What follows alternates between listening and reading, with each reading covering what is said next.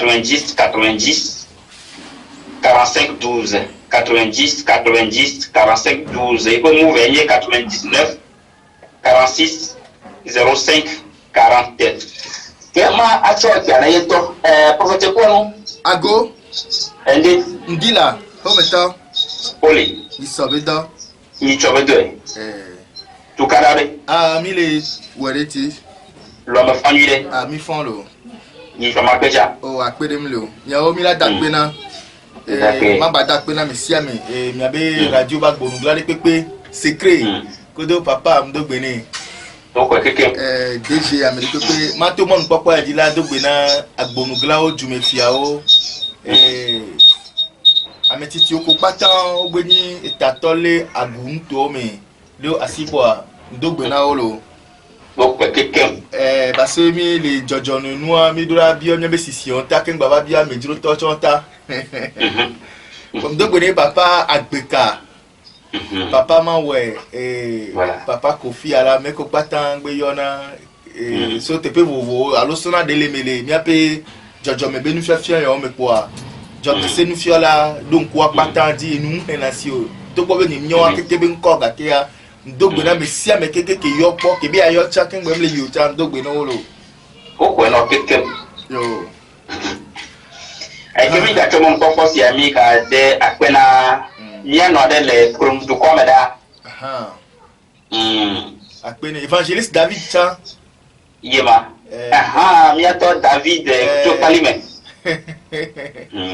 akpeta monsieur Boris prophète ko no ago mi ga ma ati agome le ati abe gome are enya vovovo le obenare mi afofo evangeliste David be apok be woni soare eba donc nde dina msokudo gakemeye odi Yesua ye obele Israël be konu tututututua osona le Luc chapitre 2 verset 21 so 25 on alo so ya o le blon Yesu be de to le gbedo home va obiobe le wobe kotanu le Yesu ko di de ko la so de to obiobe wa so apapa ahone kudo aflato no wa so wo konu ne kengbo wa ple gbedo home bi po be kaka le Yesu nto be de to me a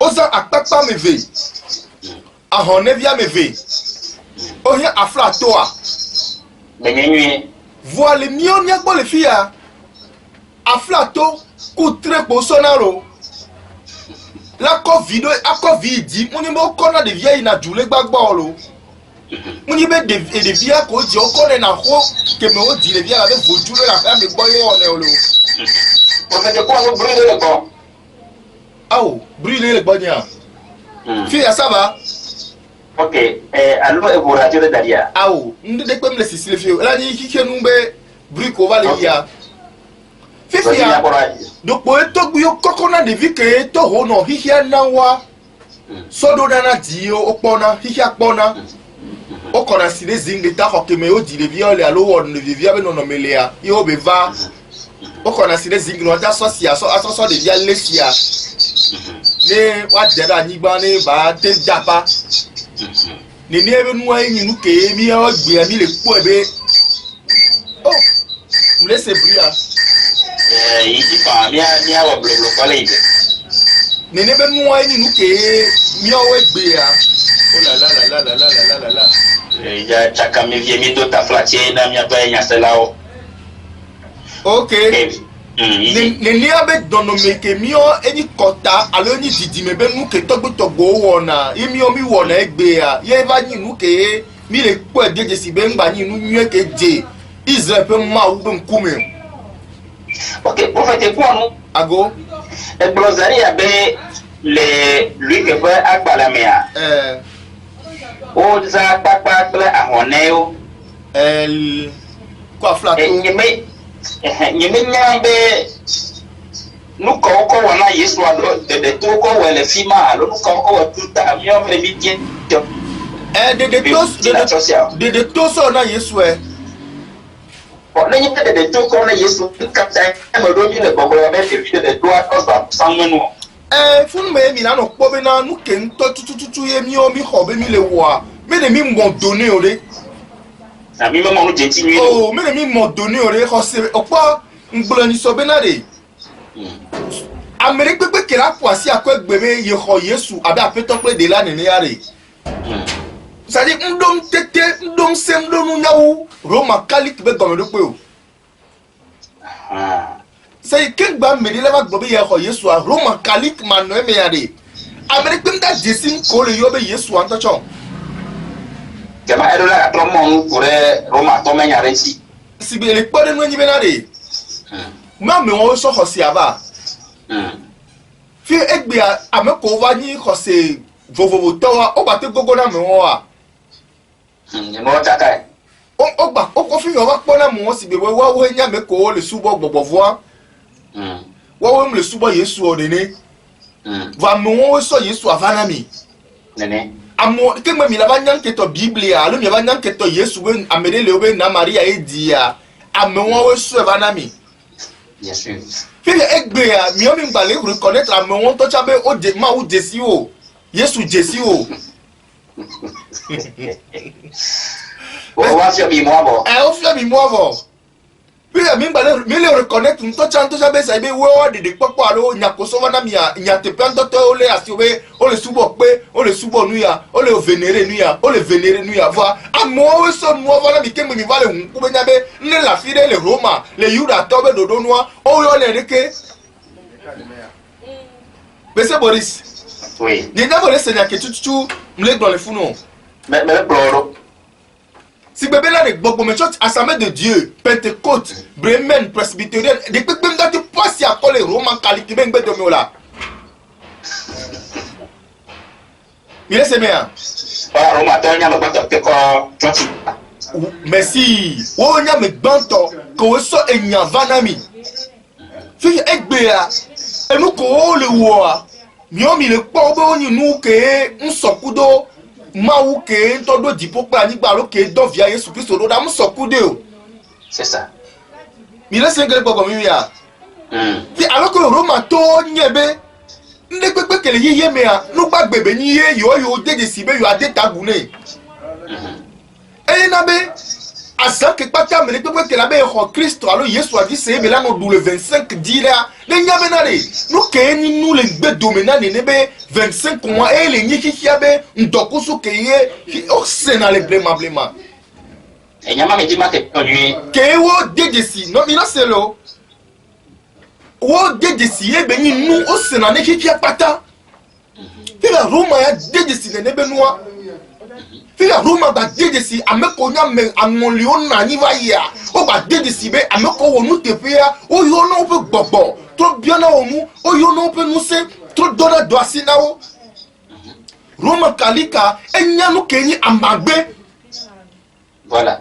ke yo wona le mo vuvu nu be o so na lifi o sinane wo ba me kokeo E bo mi e bro mi ga gbe ma be ga ni santa ra menu e. imle globena le nene mi nyanu ke to tutu ni nuwa ke c'est dire ame o so nuwa vana mi Yesu avana mi ne gbogbo me choti to de la poisi akobe ye ho yi desi Yesu ade Roman catholique be do la jeklona Roman catholique be do la jona ela be wo we so nyavala Voilà.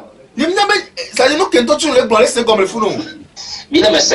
si be ame konto so Yesu vana mi mi ate gbogbo yo desi Yesu ade yo se ben gbogbo de o ni Roman catholique la Voilà. fi anu ke Roman catholique nto le wa mi trouva le pe be nyo Ta onyo be wa pala muto mi ga ba nya ngu ko kuro tie. ba mi baba nyanu buwo so nti e fifi a wo mi gbo mi va to gbo be mi go va pala ne pepe o mi go va pala ne pepe wa Mary ko bo naissance année le be 25 ayo gbe di ipo are e di po be le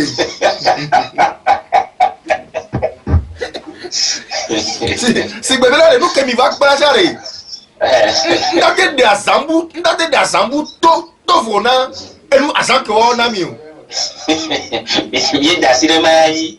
ah mi da cinema ya dia ole se na mi ya Oui. si gbe bi gbe bon di 25 o va mi ndo na dans le mairie o Roma be Maria mi wona do furu mi anya dat ko do di ali mi anya de to na mi o. Mi laisse mia. Fifia no ko gbaja mi la gbe fifia. O be paru fifi. Amea e to le si e no le si. Fifia mi am e to be nya le pepe camion. E no be nya le pepe camion. Voilà. E na be le mi le ku de khosi antiare. De kebela no e be le no e mi la so no hunku bia nya be na de. Munye nu be ni de bribo so wa megbeto wa. Ye ya be amedo le to be nya la si. Si be Joseph fifia. Amedo nya be Joseph a. Eni Yesu beto. Bien Seigneur. Oui. Amedo nya be Maria eni Yesu be non. Bien sûr. Fifi amedo et toi et noi be nya le pepe nkao. Mon chaos. Et viateur révérend. Merci. Ne me nya ya to nya mso nya ya le kpolo mi so le gbona nu ke mi le yobe gbogbo ko ni mi to me be nu yibi sen na le jojo me nu a le ke mi le yo do e gbongbon mi gbona ya lo. C'est ça. Fifi a le Israël no divia no keke ni gbe ni pepe o la devia to.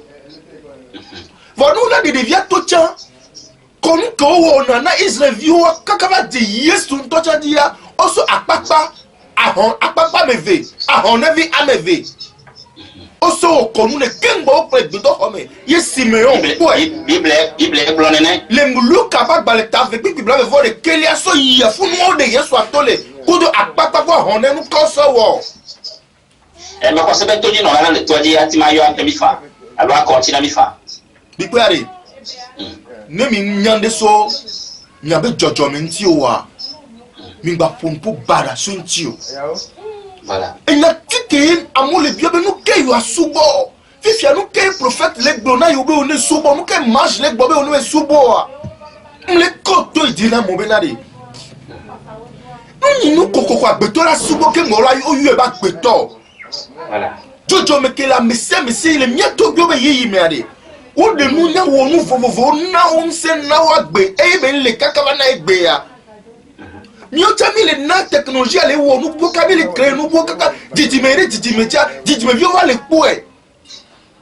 Donc ne mi so khose ya ba ne mi ile khose ke nto tutu mi so le bre kodo na mi ado kwe me mi la gbona mi be khose ke va ngbemle nu ko le yobe wa de taguna enu ntatawa khose am le gbenu o. Ah. Monsieur Boris. Oui. Kafra de ta fla chelo. Oui. No la pour khose be mpoade. Bi tati po do me chochi. Il est assis. Po do me chochi. Do me chochi. Nyeka. E haso so ke le waro ko sinu ware. Mi tati o be nya mi agbon e ha ko o so la tem de sibe e ha ya e we so Yesu wana mi. Voilà. Wa yo be ha gan. Ni na be mi se ke blogo me. Laisse-moi. Ne o la reconnaître tout de l'univers améade. Wa yo be nya ni hale. Mi tati po do me chochi. Mi tati agla jeje be chochi. Mina so blema dodo ke le Roma kalisia e kwe bale kakawane gbelo. O mala c'est trop intio.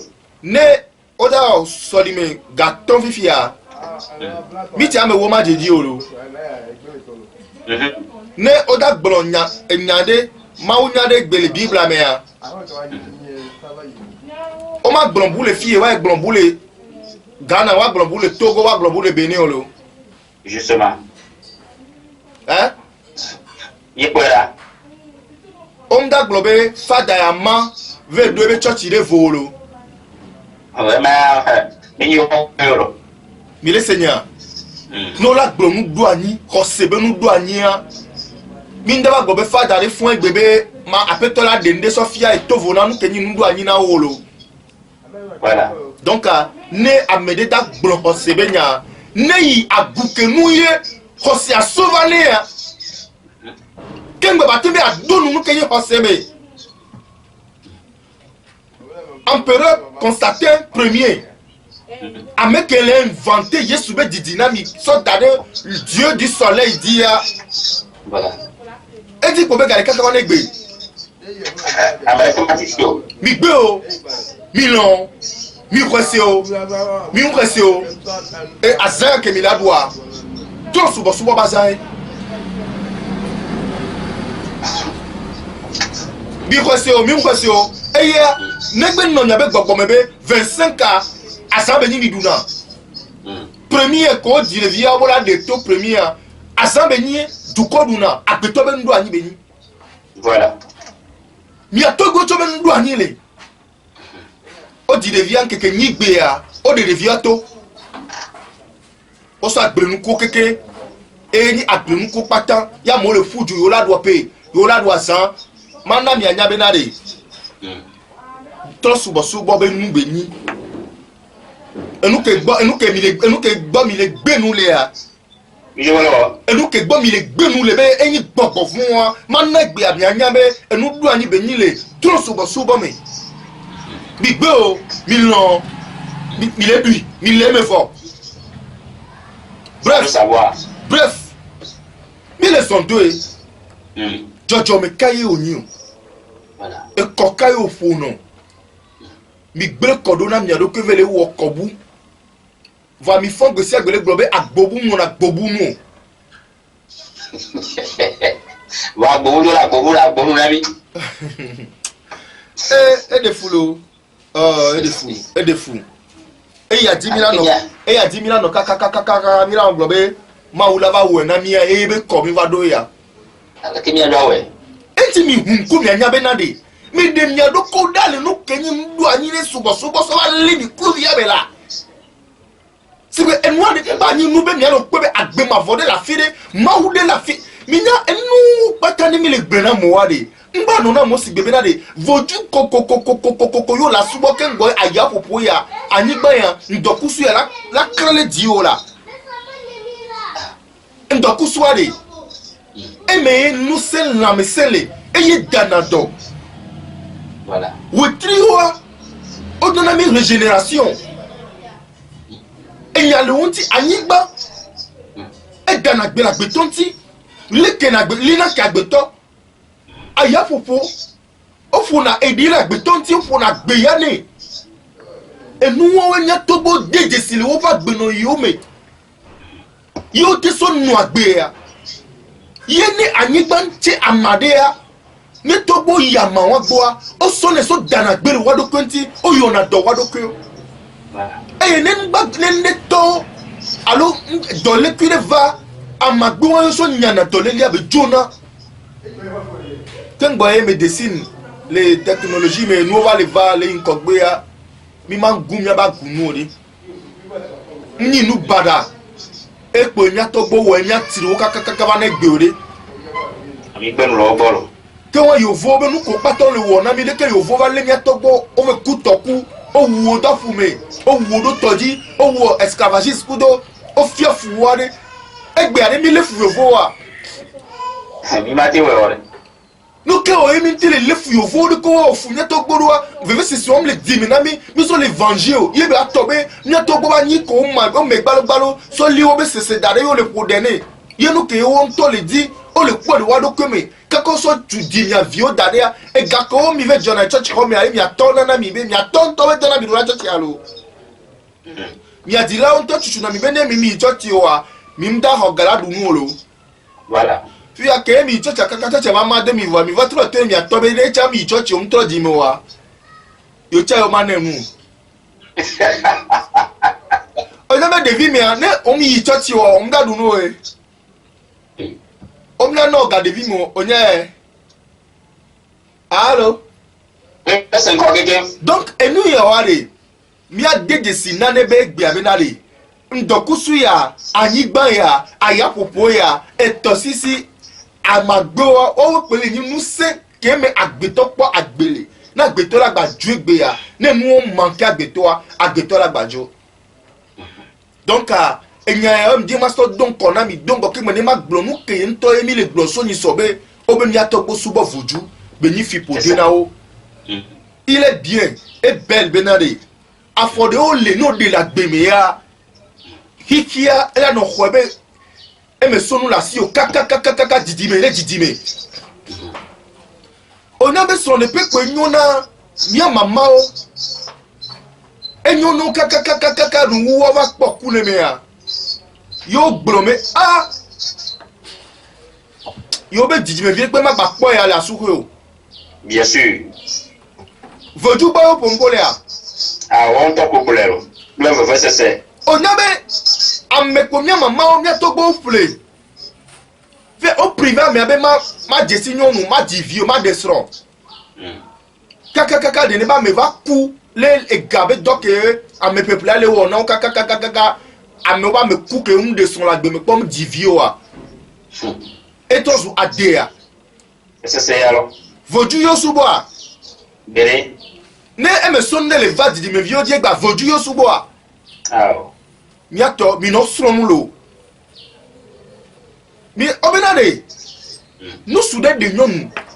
Mulo na be nyonu atucha ba kusite ticha ba leo. Nous sowo randi bene. Ma nyebe nu tetechon. Ma yasime chon.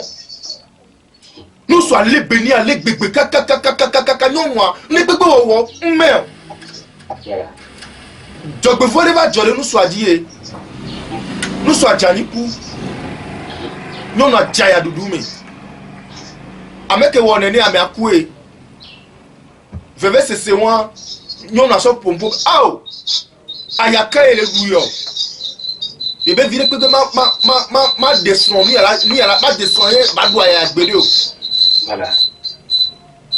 Et gapé moudje amédodi et gawo blema o bona question mo le home et gamoudje amédodi bien sûr e ba débat de funa mo egbe adidi me vi on a don ba te bona go o se veut yare o se veut ben le gâté va dire nyane kona ya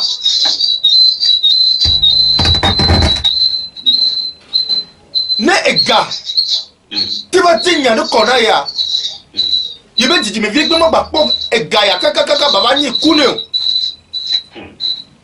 monsieur ega le fait que ka gli pare diema fait voduye o soboye ne to bo wo nu be ni fi prode na mi le vodu me wa on to ben me yawe e nu anti ke ne over trop diami on va dina joto na me joto me yi on va pona le be ame ya e va prendre conscience la trop noir la trop bronya des ofifia la trop pour vivia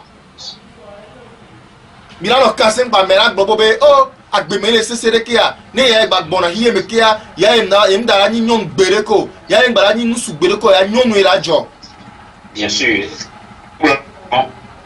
amerola na ebobe ya ne wa ya ni ya di ya to su yovo be belge wan ya jo yovo ba fu belge agbara ti koro we parce on wu na o voilà o le na oh et de fulo et de fou o bon akemi le gloya e po univers a qui allait enregistrer lo dale oh e ko y allait enregistrer on to le globe ne gbagbo na kia yem da baba ni nsuko bere ke nusu la ve no wo do kaka no na nyom ba no gbesi agbegbe nyom pe nusu pa na po nyom di gbesi agbegbe ga gbesi ya e madaba jo nusu ko be ila to jo nyom ye nusu le cha ba po e che di on le dali non no va jouer dada si on va pas nous soir que la po ji o on to va letrer ko va tra letrer o la be oh non que o jona e nous supo na media e ke vani ya e troya e de soir nous sur le pomme le po e di o nous le na e gachon nous le na asimeti to va into e la gba no hono la ro dane be la on dube e ya ke ya ne e gba bona ke ya e ma gba jo nyom gbere ko be no suye la jo ne mi se muti nya do wa enu nyatogbo denu dume na me o du yoku epo yo fota na me do o wo de afe me ku kodo ji e va le ni gbesile le mi atiji mi vi o egbe voilà munyi voju ke nyatogbo wo be aso vli o ba kwetare na jo ajo ngba ba soyo la ho me ware e yele ne fi po devo neni be won be deva vene me chan mi dede sibe nous ka me gbe top fan e be le nyena voilà donc ne mi va le gblon mami mi va le gblon sapatere et nous se benyi joko ki yam date tro gbere o Ye kafra. Tovo na nou keye oyona mi be mamia ni nou makpo ni eto to sisi yo be nse agbo jope gbogbo we jope asibe ni gbogbo le na gbeto ye jojo me be nse be ni Yesu be nse mau Israel be mau be nse ndo nse o de ke be nu ya o be existence ma ba exister o qui a pas d'abord nous c'est un nous que Dieu note doit et non mais amener que la bébé nous fait et tomber c'est alors mamie même c'est qui m'a tombé bon à et si ben force à et Dieu nous c'est dit a beto qu'on a beto na funu il y a beto ba bébé avec tina funu que à mon côté à veome il à mon ba tout ça veome ba va bébé nous fille hiya amli maé a béni. Donc, midi, Jojo me fait moi, les miado que me n'y a décidé avec Jojo me fait, les yobe kontamea, amaya, omdounan. Ici, oui. Et là, il y a tout bon dounéo. Ne mi du quoi, un tira blenami. Et donc, bien. Fiva, non, mais trop dit, mais tiens, non, du quoi, nous tira blenon. Oh, Hosem wonyo. Hosem de na besi. Jojo me alo kotabe nu jona la beton chio. Ya. Nemi doto mi abe hihe me ya. Mi la kobe akwefana, agbefana, asifana nami. Monsieur Boris. Oui. Nemi ya mama te destron wa. Et là, tu vas vers mes bébés, mi maman de son enfant. Mi se mea. Donc, là, il y a des bonnes là. Mi bredon gobe. Mi mia wenya me chuchu ba ko le va ni gba ya di o. Mi le jole fo me de ke fo me be fo me me ni le itro le va ye. E gak baro pe. Nous sou dare no nous so le gomene bi aso dunu ne strong boy agbole ne ya. E pe na su gbele na o e pe na nu no no gobe ne le de ke ya yo be didi me vile pe ma no su kwe o va pa foku yo wa o pa de dari e no le wo do donc ne va tobe on va dire ne me nous le fo me o me ken gbe o ve do ta hose me bo ve so sron de so o na mi o wa ne mi kaka mi la to gbo gele doa no yi no ve dichan di ochan o to bo na kwe e no yi chan o la to bo e la be o mi na ve ti no ise ya oui que o nya bo mi na ti no wa o nya ka me do va wa o va desron va ba fe mi ngba nya de le funu o se ya ke ngba todo kunya ji to petenya na mi akpo ke amedo yi na sukwe o funa tem na sukwe ba gbona ba ti na home ya amedo va dede sine nebe nuwa o de over the front la hoya mi voilà ko de nuswa mbe pro ojo le no eto he olo nuswa nto ba ti nyonu ahozo c'est ça ken gbo la tin globe bo e cha la sukwe ba nusu ke ba jo eti no ho de kema va enya beni enya wa ebe jijia e le tutumi egbe mi le do khosi o me be mi atem dogbe da be nya so kade de won voa enya beni o de na desibe joto ke oni va isa agbe ade ko no efe o da ba tu no la ba de a o me gba yin pv cha so ku de bibli de ntia o mo la nu asu we pv ya tete c'est ça e on a kaka be amedo wa no le ju kaka ne wa ku nu so ate no a janvier me pe ame wo fa lo pe ame we nyi lo vani gakeme ende fota me nu so apobo we ya be bia nyonu atakpo no me bia nyonu atakpo bo ola kaka kwe nya jani ne gbe ke gbogbo le kaka be va to be we na gban fifi po wa evo bise me fifia oui ebe adedo va na nyi be okpona be amedo le ani be gbesi won wo dokudo kaka ne to bo po be ame am divio non musu pe be hormone nde sonchon ele musu padi ele nyonu padi ya kaka be tobe be va kuwa le tobe togo be honwa o ngena ti dona ami abe nyonu al musu me mais c'est la mort en paix la fon po yo la gbon ade nti be agbe won ne gba gbon na ke ma gba va ni ko voilà ya zondoa le funu ami po le po voju be ne pepe olo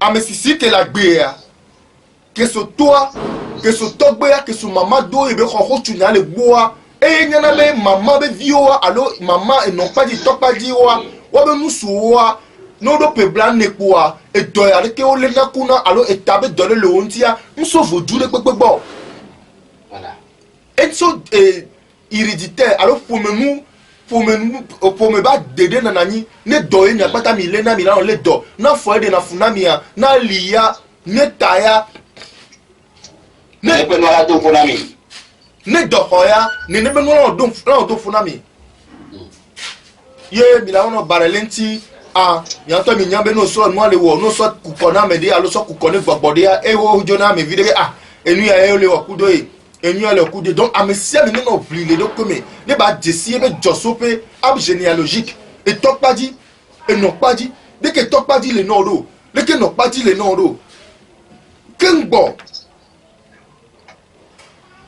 kengbo ye mi la nyafi ke mi la dadon alo mi a dadabe gbesi wan to ben mama ke jomi mama ke profiter pour me mama to gbe ke dadi ne pour me dia mi la so le asonya asobe nu so wopo a fafa be mo hunana mo ye pour me ya la bana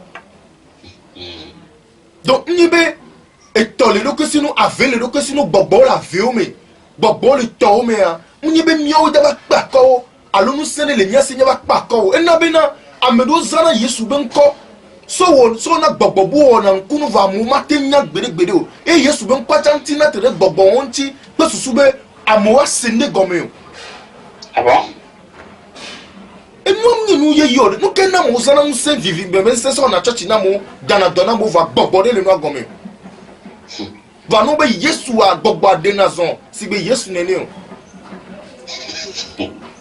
ni o enu ebu na mi le di bien sûr isemia enu ebu na mi le di mi ndate ya fifi kwala ayun dupe kwa ba bia se na re esi koso da spaghetti na mi ma esi koso tofufwa mi ndale no bia nya ore gbere mi o enu mi de du mi na yola so na mi nde sepe mi solime enya kele la na mi ne akodo me mi na akodo me mi na be gbegbe olo ya gbere ka gbare ai garage oui akpobena abionya mécanicien la gbede alo Mexico la gbe so igbo abe nkena ehunya le firma ola gbonya ni pepe so ni pe pan ni pe ke wa kekole do antino voilà do ya ame akuhunye ba be no revision na e amere pe ko la po le tel abe home le church ba padi le hun padi ya anyabe nde kokokoko le defune justement et ndé ko tele de funa gbetoa et suna gbeton to be didime donc ne mi bova et nous que mi le gblon mi le critiquer mi le wodeke ya ne mi le bible mi la kobe mi semble globena bogboko na be densua ye fia salomon tu ke be tu gbedo hona mawu so na bo mawu le mia et toi tu voju be ho mi kenti o voju ani voju ke joku de ntoa densua et tombe be gbogbo an ko gbo me america ma to ta me to ala ma de e be gbogbo ele yin to di donc et to tu gbedo ho me na ye fe mu ke be subona comment te quoi non ago nyama ke gbo ne nyi be le bible ma tutu ta le ne de no kata ye o le pepe alo mi o me le se o ke o le ke be fiama alo ne pas mi atu de ma o fe kwa me ya de bible se comme nudo ngbo donc ko benare nemi ke nyan nemi ça dit monsieur Boris c'est ame konto so khosi avana miare nemi to be mi nyan kento di khosi konto so vo si be nemi nyan khosi camion to Roma sovare mi ndemo no critiquer mi abe mami o voilà mi le semia Bon, non, il Roma Kalik mea. O la po ame kokore pepe que ni ame vieux vion, apôtre ame vieux vion qui aussi symboliser les 12 tribus d'Israël. Tu as 12 tribus d'Israël où et se serait na o ide mavo mais que ni to buyo be ho, que ni fudu be se serait na o que o se na me kokoro kaka vieux vieux se na o. Il est Seigneur. Oui. Qu'est-ce que c'est béni le wo boy na be ame kokore pepe o ino bo denata guni alors aussi na lumière né. Voilà. Et nous devons ni bénir le roi voir mieux mi matin yo mi atogbo ne mi le yo Yeshua ne ba yo mi atogbo va ne mi va le yo Yeshua be Yeshua mi lo be jila yo be togbo yo gina me mi le sene gomen Donc ça c'est vrai. si bébé e wo Boris Fifi ne otro dimea nous te tem la si o la yo e to be to ke ku Bien sûr. nous te tem la si o la yo e no be maman alo to be maman que na gbesa e be li ke be dana doa ke wo gbogbo mi to ntetem la si wo la yo wo to zu gbogbo vone we a Mais nous n'y a pas parti de là. so kude nu ko fia mi anti ai wo e to zu gbogbo vone vo ale o va le roma be joso pe ko nto so Yesu va o la so be yo vo be se o ame koko Thomas Pierre Paul Barthélemy Jacques Simeon o la so wo keke o la no se wo keke e zo bo to so ame koko ne we a. Voilà. Tu as tout beau, autre sous bobo vono. Elle avait wom Jessie et mon corps Jessie. On n'a me copié donc wom tout beau, autre sous nous cocobe bien au sein. So il de mavo. Elle avait mis ben le m'avait dit mais bon. Il est ça. Donc n'ani be bobo me tu to kenya. No kenyi Roma Kali kalo tinya no kenyi Yeshua o ma no tipo do ano pombo baraswenti o fefia eno ko pata mi le dule hikia mi au komi le do e hu komi le ku kudo téléphone mu ke telemia sia minya me ko minya bobo kebe popote ne be non soir d'accord ben ne ma yuena mi ari minyabe elan banque mi la bi pa vion minyabe ehebe no no me ya Bien sûr. ne mi pa elan do mi pa popolo mi la pobo so ne mi pa ehun do alo ndo minyabe elan do be no no me yo so wa minyafi monde ke mo po ne be nu le a ke ngo ba over wole fi ya mi o mi matenyo mathématique maths ke mi ona chimie ke mi ona physique ke mi ona développement mi nya gbogbo ke ntobe alors zeme science won ke ko dogo la demo vivi me pe gbogbo nu nya ni ne be nu we Justement. ni nya ni ke mi amole se science gomedo alo le se jojo me be nu gomedo ke mi la na yo critiquer Pour vidéo de Amérique bleu la science et la sorcellerie. e nu ne be ni no le tele me be demo ya ni mi dialo nya ma na mi ma fia mi be gbogbo ya eme wo mathématique lo so maths na milia mi a se gomme ya gbogbo ya wo chimie emo de chimie to le emo de science électricité to le divinité ya na force amo ye na secret amo be on va découvrir ne be nu be enu ya ko on va woni ne be on va appliquer ya pifia gbogbo ya ipon na mi o ina modi la so be ki be so fi o be ndele ya de so fi e be la de so fi be elle était zansi la son nazo la tezan do kusula te son nazo voya essier ya la sofien bene son nuya e nuya so pe nuya ma so dosi me poa e la nazo la non si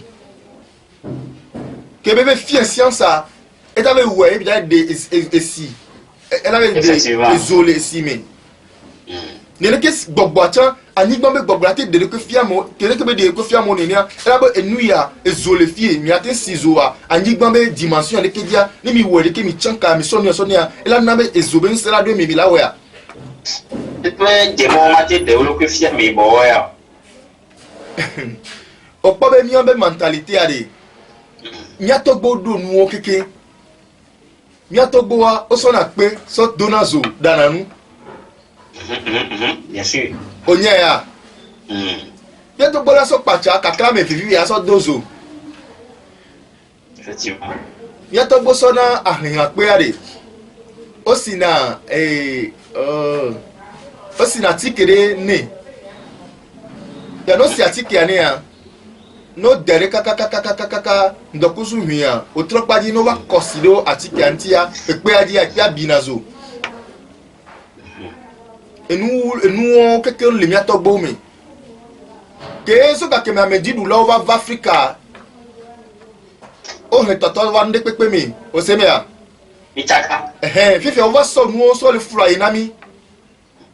Mia togbo wa sa pupim le wa si ode. Wa no kusia. Okpana me le mi. Okpana no kilo ti, okpana no kilo ti amen. No so kala la Fifi a. Ola tin pof be ola mama ola no po le fi pe ko le a. Fifi a mi ba ho be apupio so gbe so le po nu. Yele se me a. Donc nous Égypte be josso ndé sele pepe funu donc ke ni be mi va pour me di lo de gbe na mi kati ne pepe ça dit mi le po ne pepe mi o mi gbado show. Allô? Oui, allô.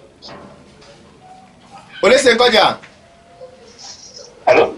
Oui, ole se nkonya. Mais laisse encore wa ejo voix jo na bien. Ejo video. Aha. Ça va? OK. Donc, mion te va tati ne pepe be na bebe mi pour Israël do. Mi va no pour Israël be ko.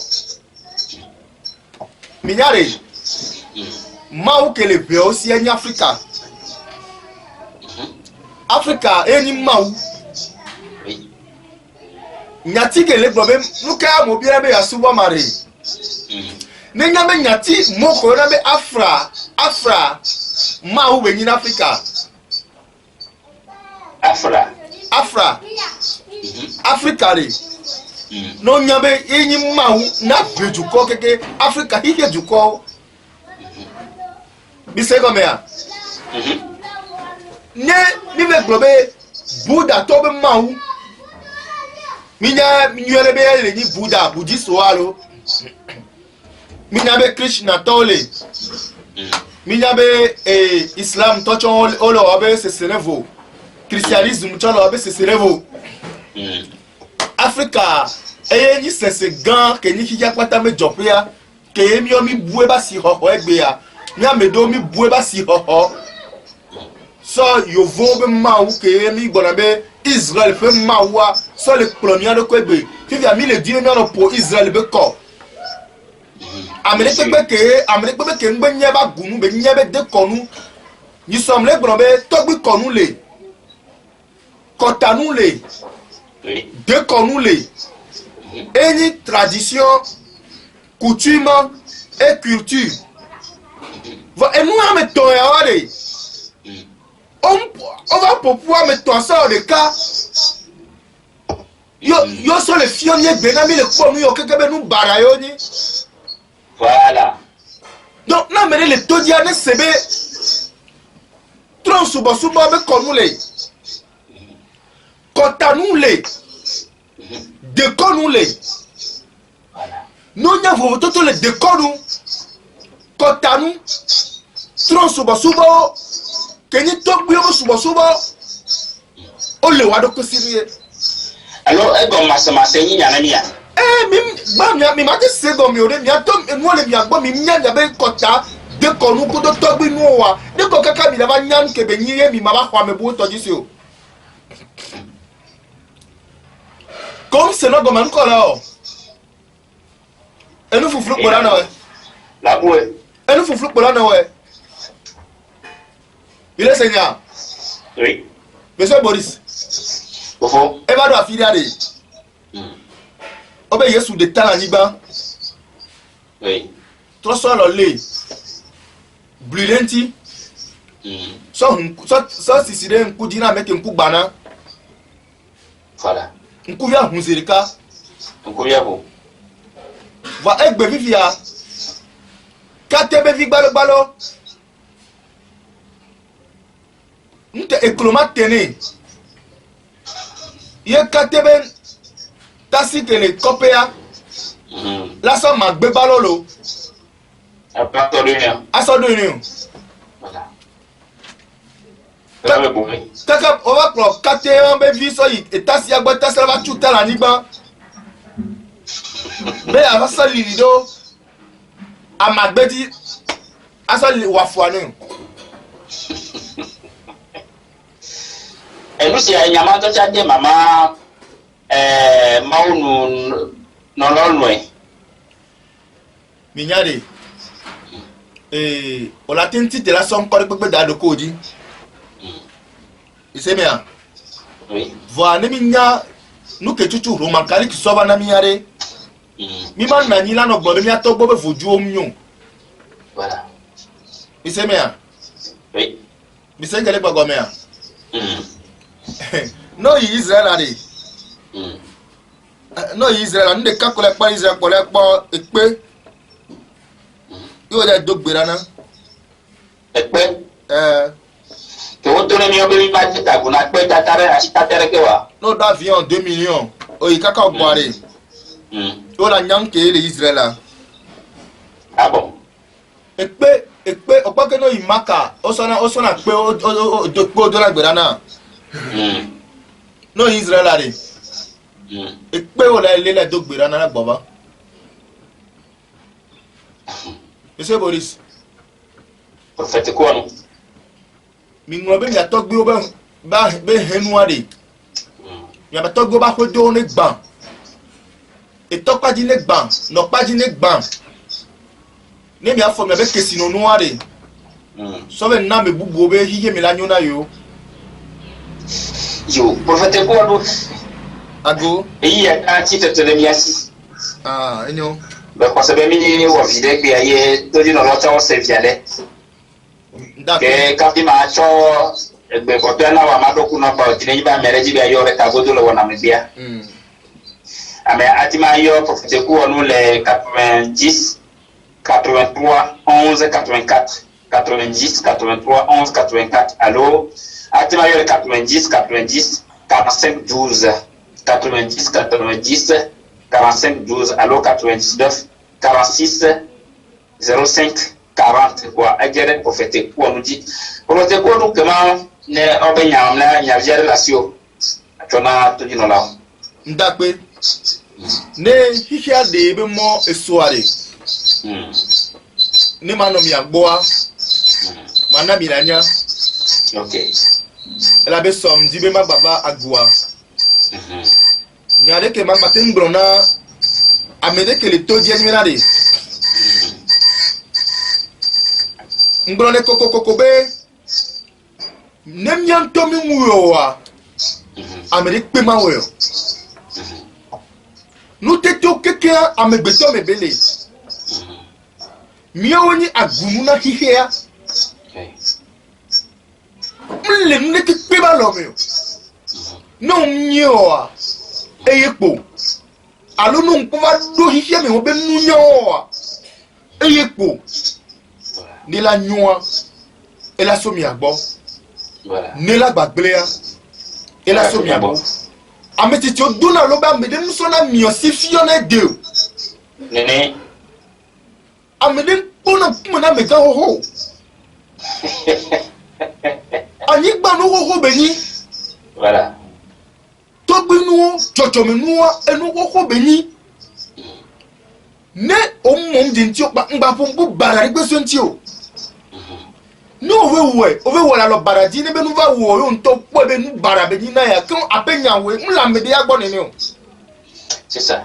Hihia ani gba nzokio gbogbo ni o keke ko ni to ho no be nkuvi wo be gbogbo a ni satana yo lo Yo. ni satana de lea bi se ni satana de leye mage la so fionia amegbeto lo Yo. akpe Yo, mi tapena prophète kono e mi tapena to di no rodo moto de sia de mi hose de mi to de le sia ma ke ma mi globe e choka wa mi gastre prophète kono ko le te pesia e que ne je ne de moto de sia de bye bye.